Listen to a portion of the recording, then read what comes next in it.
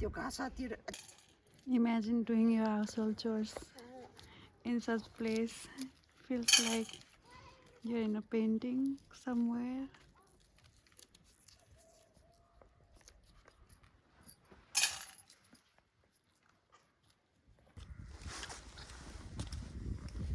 Money help गरौँ हुन्छ अनि हजुरहरु पहिलेदेखि यहाँ बसेको थानिया पहिला यस्तो फेमस थिएन होला नि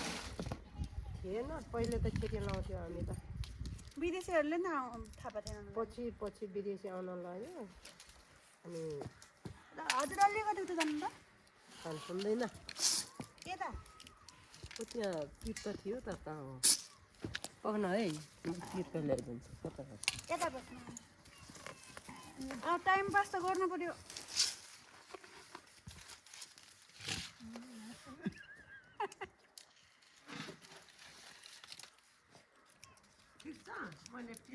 भयो यसरी बस्न सजिलो लाग्छ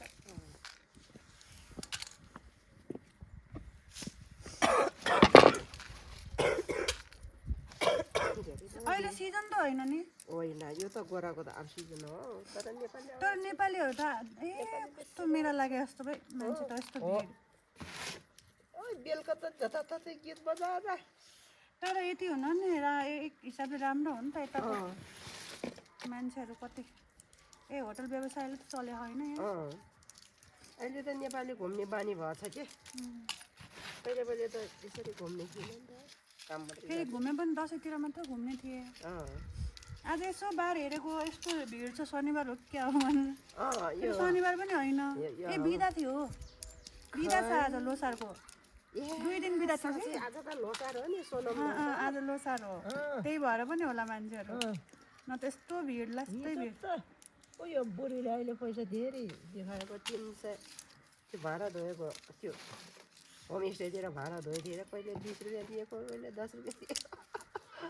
कहिले 100 रुपियाँ दिएको निकै पैसा देखाएको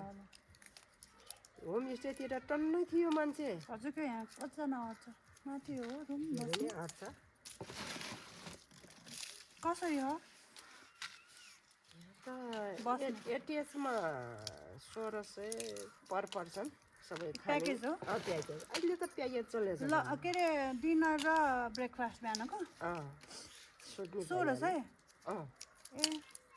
मलाई बस्ने गरी आउन मन छ कि एटिएस नहुनेमा 1200 छ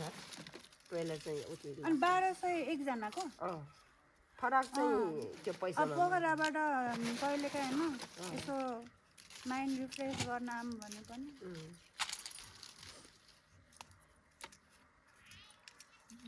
बाह्र सय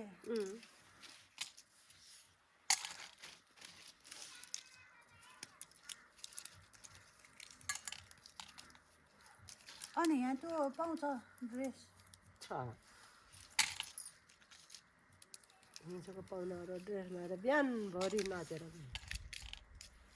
नेपालीहरू विदेशीहरू नि लाउँछ नि पहिले त लाउँछ टिकटक गरेर जान्छ बर्खामा भने आँखा चिम्लेरै गइदिन्छु कति दुःख गर्ने हो अर्को साल बेलायततिर जान्छु बेलायत फेरि अर्को छोरा हुनुहुन्छ ए एकजना जापान परिवार सबै सिङ्गापुर अनि यहाँ चाहिँ हजुरले चलाइरहनु भयो